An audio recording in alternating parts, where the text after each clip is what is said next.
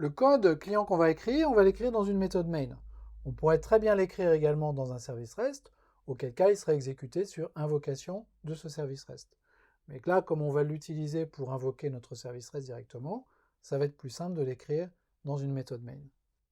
Le premier élément dont on a besoin pour créer ce client REST, c'est l'élément client que je crée à partir d'un client builder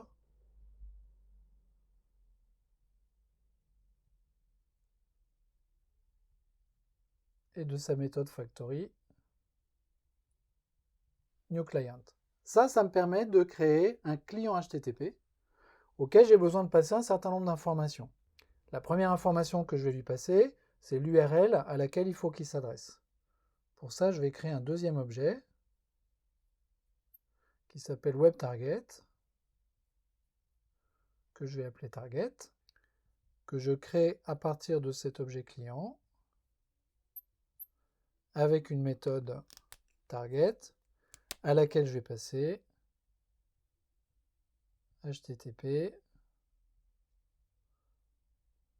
localhost 8080 parce que je suis en train de faire des tests, le nom de mon projet Eclipse qui va être par exemple tpjavae ou tprest, slash le nom de mon application REST à l'intérieur de ma web application, et là, je peux en rester là.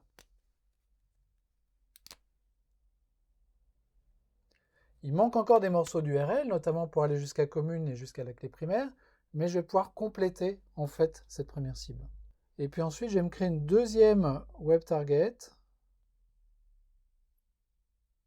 À partir de la première, en fait, à partir d'une web target, je peux créer d'autres web targets. Et ça va être commune update. Je vais repartir de ma target et définir une autre target. Et cette fois-ci, je vais lui dire, ce que je veux mettre à jour, c'est la commune dont le code postal est 75 000.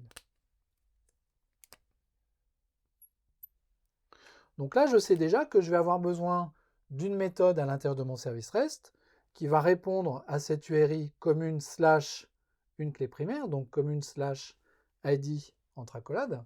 J'ai déjà l'élément commune, il va falloir que je reprenne le même élément de passe qui contient ID entre accolades que pour le get. Et c'est normal puisqu'on a dit que l'URI du put devait être la même que l'URI du get. On va faire ça. Et à partir de ce commune update, je vais pouvoir créer un autre objet intermédiaire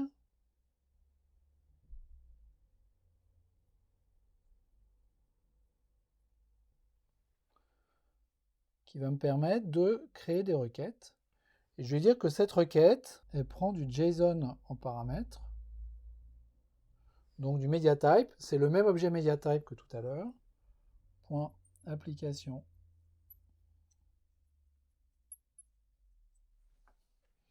underscore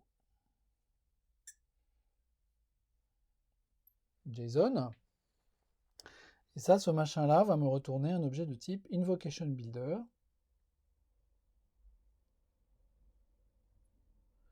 Invocation.builder que je vais appeler builder.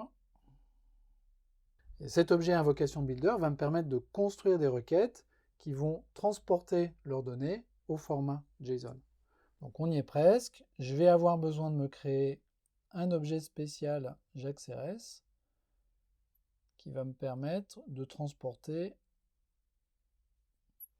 des entités HTTP. Alors une entité HTTP, c'est en fait un objet encodé dans un format spécial, typiquement du XML ou du JSON, qui est encapsulé dans une requête HTTP. Et JAX-RS modélise ça avec une classe qui s'appelle Entity et qui est paramétrée par le type d'objet que cette entity HTTP va transporter. Donc en l'occurrence, c'est une entity de commune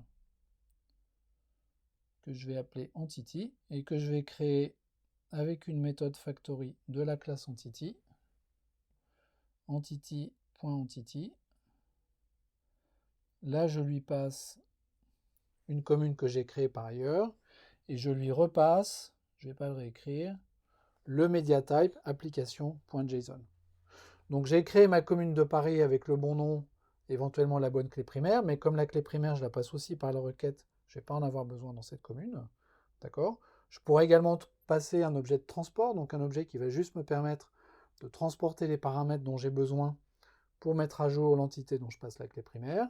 Et ici, je passe le fait que cette entité, elle est encodée en JSON à l'intérieur de ce builder. Et derrière, pour envoyer la requête, cette fois-ci on est vraiment au bout, je vais juste faire builder.put.